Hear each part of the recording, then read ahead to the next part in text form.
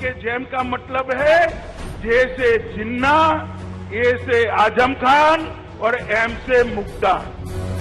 देश गन्ने की मिठास को एक नई उड़ान देगा या जिन्ना के अनुयायियों से फिर दंगा करवाने की शरारत करवाएगा?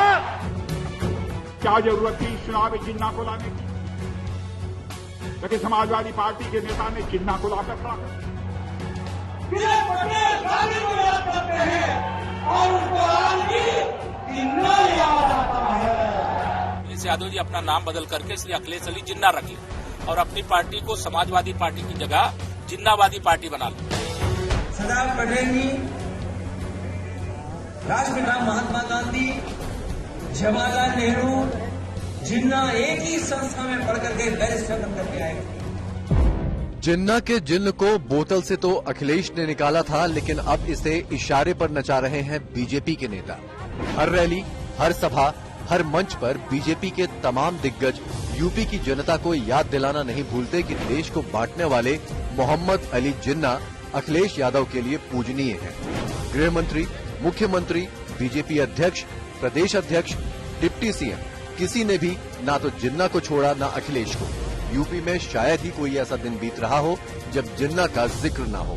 अब थोड़ा और आगे बढ़कर विरोधियों पर बीजेपी के हमलों की मिसाइल पाकिस्तान तक जा पहुंची है। श्री अखिलेश यादव जी के जो अंदर बैठा हुआ है वह जिन्न बाहर निकल आया। उन्होंने देश की आजादी, देश का विभाजन कराने वाला मोहम्मद अली जिन्ना का नाम देश को एकजुट करने वाले भारत रत्न सरदार पटेल जी के साथ जोड़ दिया। श्री अखिलेश अली जिन्ना जी, अब तुम्हें जिन्ना भी नहीं बचा सकते। 4.5 साल से शांति के मार्ग पर हम सब बढ़ रहे हैं। 4.5 साल में कोई दंगा नहीं हुआ, न कोई फसाद हुआ, लेकिन आज चुनाव आते ही अखिलेश जी को जिन्ना याद आने लगे हैं, ओवैसी जी को दंगा याद आने लगा है। लोग माहौल खराब करना चाहते हैं उत्तर प्रदेश का।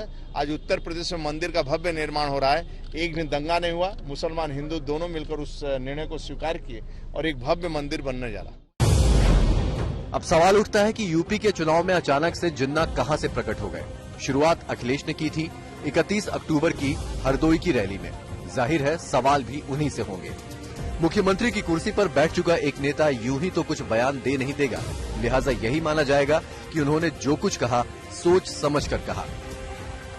तो पहला सवाल यह है कि क्या अखिलेश बीजेपी के हिंदुत्व की काट मुसलमान वोटों में तलाश रहे हैं? दूसरा सवाल है कि क्या अखिलेश को ये लगता है कि भारत के मुसलमान जिन्ना को हीरो मानते हैं? तीसरा सवाल है कि क्या अखिलेश को ओवैसी से मुस्लिम वोटों के बंटवारे का डर है? और चौथा सवाल है कि क्या अखिलेश अपने पिता के मुस्लिम यादव फॉर्मूले को आज भी जीत की गारंटी मानते हैं? अखिलेश शायद इन सवालों के जवाब ना दें, लेकिन जिन्ना की पिच पर वो जिस तरह से डटे हुए हैं उससे सारे जवाब खुद ब खुद मिल जाते हैं।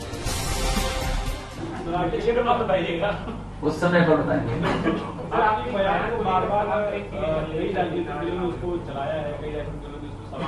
जो आपने महात्मा गांधी और जिन्ना को लेकर कहा था, उसका कॉन्टेक्स्ट क्या था? अगर आप एक बार क्लियर करिए। क्यों करे कॉन्टेक्स्ट? मैं तो कहूंगा ना कि दोबारा किताबें पढ़ ली, दोबारा किताबें पढ़नी चाहिए। ये भी तय था कि अखिलेश के इस जिन्ना प्रेम को बीजेपी किस कदर तूल देकर चुनाव में भुनाएगी। पूरे यूपी में घूम घूम कर कार्यकर्ताओं की क्लास लगाते बीजेपी अध्यक्ष हो या पीएम के साथ यूपी में विकास का मंच सजाकर बैठे सीएम जिन्ना को कोई नहीं भूलता। गन्ने की मिठास को कुछ लोगों ने कड़वाहट में बदल करके यहां पर दंगों की एक जो श्रृंखला खड़ी की थी, आज ये देश के अंदर एक नया द्वंद्व बना है कि ये देश गन्ने की मिठास को एक नई उड़ान देगा या जिन्ना के अनुयायियों से फिर दंगा करवाने की शरारत करवाएगा। और यही तय करने के लिए आज आप सबका आह्वान करने के लिए मैं स्वयं आपके बीच यहां पर उपस्थित हुआ हूं। पटेल ने देश को, एक आत्मा को शारीरिक रूप से ऊपर से नीचे तक जोड़ने का काम किया और देश को खंडित करने का काम जिन्ना ने किया।